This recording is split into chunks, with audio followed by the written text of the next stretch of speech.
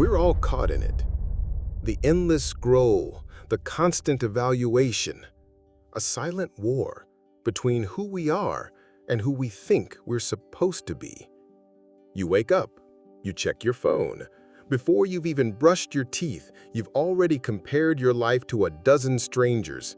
Their success, their beauty, their vacations, their bodies, their milestones. And somehow, what you have, what you've done, who you are, begins to feel not enough. Comparison is the thief of joy, Theodore Roosevelt. But it's more than just a thief. It's a parasite, one that slowly drains the soul, feeding on your sense of worth silently, invisibly. The inescapable trap.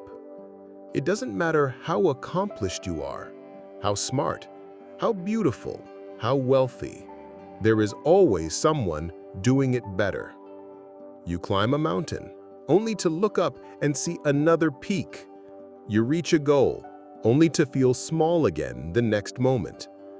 And that's the trap. Because the comparison game has no finish line, no end, no winner, only exhaustion. Until you make peace with who you are, you'll never be content with what you have. Doris Mortimer. We chase more followers, more money, more validation. Not because we want those things, but because we want to feel like we matter in a world that measures our value in numbers. The algorithm of insecurity. Social media didn't invent comparison. It just made it constant, omnipresent. You're not comparing yourself to the people around you anymore. You're comparing yourself to everyone. And what you're seeing isn't real.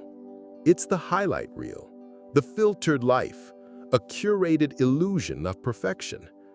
But your brain doesn't know that. It just sees and reacts. It says, they're ahead, you're behind. This isn't just inconvenient, it's destructive. It distorts your self-worth. It makes you question your path, even when you were once proud of it. It makes you abandon your timeline, your rhythm, your identity, to chase someone else's. And in doing so, you begin to lose you. Why it hurts so much. Have you ever noticed how, even when things are going well for you, someone else's success can make you feel like you're failing? That's the cost no one talks about. The emotional tax of constant comparison. It creates a quiet, persistent dissatisfaction, a low hum of anxiety and inadequacy that never quite goes away. Envy is the art of counting the other fellow's blessings instead of your own. Harold Coffin. But it's more than envy. It's a rewiring of your internal compass. Now your direction depends on where others are going, not where your heart is telling you to go. You may not even notice it at first, but soon your decisions aren't truly yours. You start studying what's trending more than what's true. You start chasing what gets applause, not what brings peace. And you slowly drift away from your essence. The invisible burnout. This constant mental comparison is exhausting. It wears down your nervous system. It fogs your clarity. It affects your relationships. It steals your ability to be fully present. You may feel like you're always falling short, even when you're succeeding. You might start questioning every move, every decision, every word you speak. And yet, you pretend everything is fine, because everyone else seems fine, right? Except they're not, because this isn't your story alone, it's our story. A generation wired to measure itself in metrics, to compare not just lifestyles, but identities. It's no longer, am I doing okay? It's, am I doing better than them? And that subtle shift in mindset is destroying our joy. the unseen loss. Here's what you lose in the constant act of comparison: your ability to see your own progress, the quiet pride of a slow journey, the beauty of imperfection, the love for the present moment, and most dangerously, your connection to your authentic self. Because comparison always looks outward, never inward. And what is self-worth if you never give yourself a chance to define it? To be yourself in a world that is constantly trying to make you something else is the greatest accomplishment. Ralph Waldo Emerson. The beginning of awareness. But awareness is the beginning of healing. When you catch yourself comparing, pause. Notice it. Don't judge it, but don't feed it either. Ask yourself, what am I trying to prove? To whom? And why? Are you building a life, or are you building a performance? There is a difference, because the cost of constant comparison is a life half-lived, always distracted, always doubting, never fully rooted.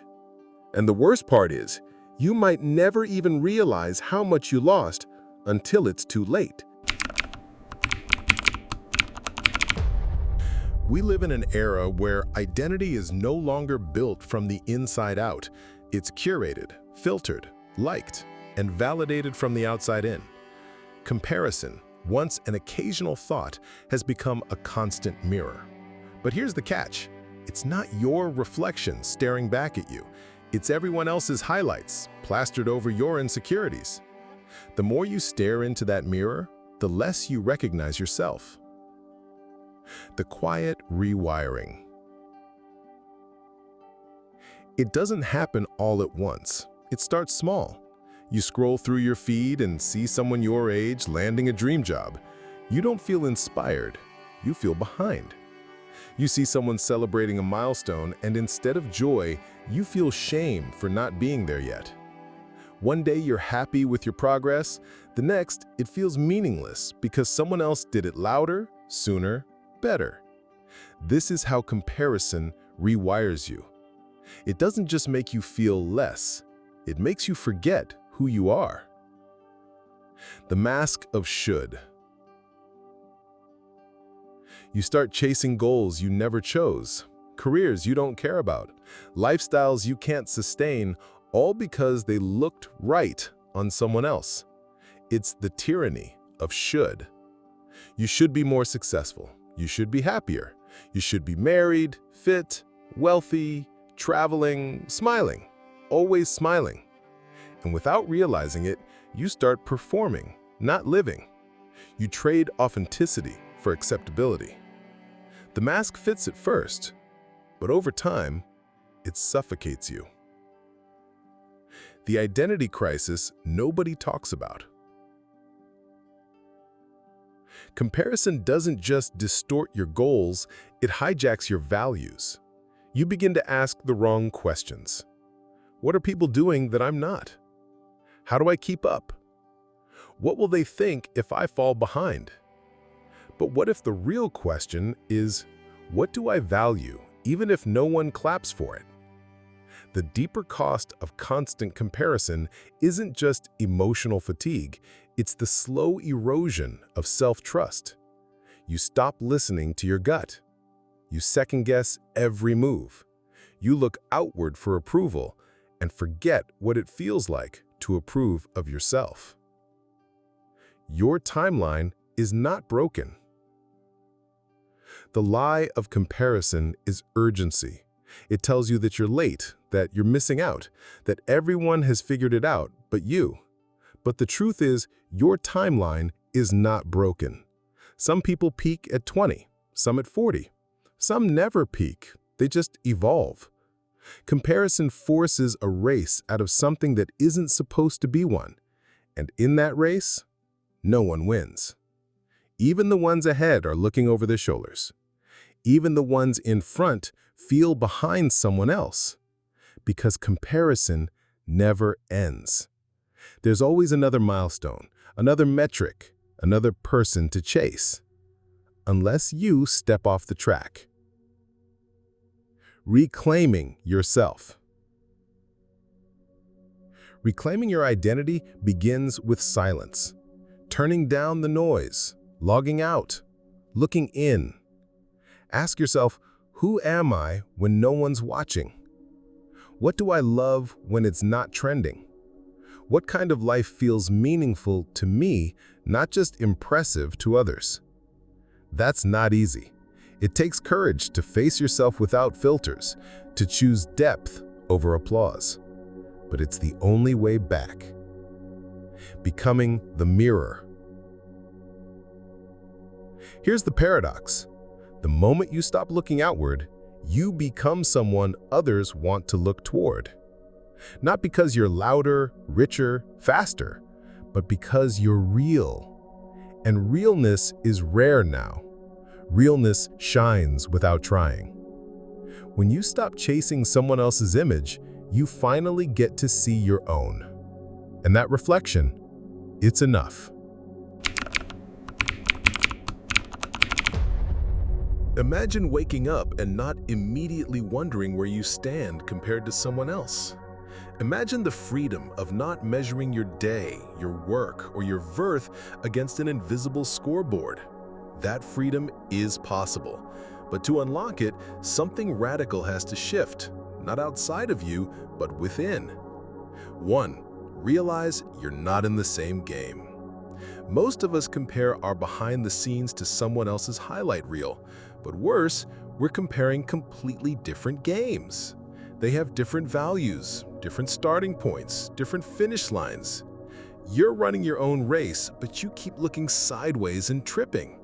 You want peace? Stop competing in a game that was never yours. 2. Redefine your metrics. Likes, views, salaries, six-packs, these are surface metrics, and they're addictive. But you get to decide what really matters. Is it peace of mind? Is it the depth of your relationships? Is it your growth as a person? Start tracking what actually matters to you, not what your feed tells you to care about. 3. Practice internal validation.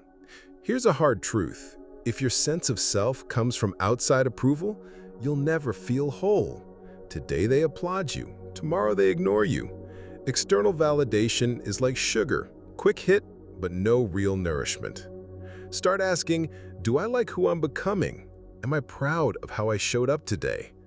These questions nourish you, sustain you. 4. Practice of stillness.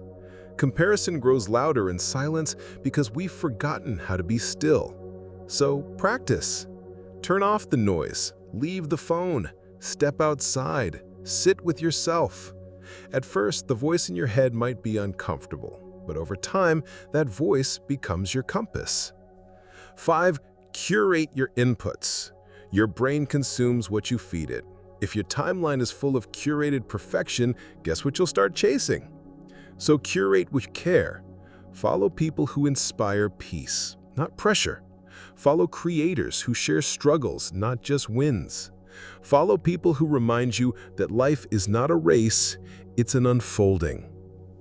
6. Celebrate without comparison. Another success is not your failure. The moment you can genuinely celebrate someone without wondering what it says about you, that's when you're free. Jealousy shrinks you. Celebration expands you. Start expanding. 7. Embrace your timeline. You are not late. You are not behind. You are exactly where you're supposed to be for your journey. Comparison creates false urgency, but purpose unfolds slowly, intentionally. Start trusting the pace of your path. 8. Anchor in who you are. The most magnetic people you know aren't trying to be someone else. They're not trying to beat anyone. They're grounded, real, rooted. That comes from knowing who you are and not needing that to be compared to anyone else. 9. The unseen wins. A lot of the things worth celebrating in life aren't postable. Healing, forgiveness, inner peace, letting go, saying no to something, choosing rest, saying yes to something scary. Those are real wins, quiet wins, invisible to others, but life-changing for you. 10. You don't owe the world a performance. This is your permission. You don't need to post it to prove it. You don't need to share it to validate it. Live your life for you, not for applause, not for a metric. Live it honestly. That's where the freedom is. Closing message: there will always be someone ahead of you and someone behind. But your power, it lives in the present, in this moment. In choosing to run your own race, walk your own path, and define your own success. Comparison is a trap, but your life doesn't have to be. Reclaim it. Live it freely.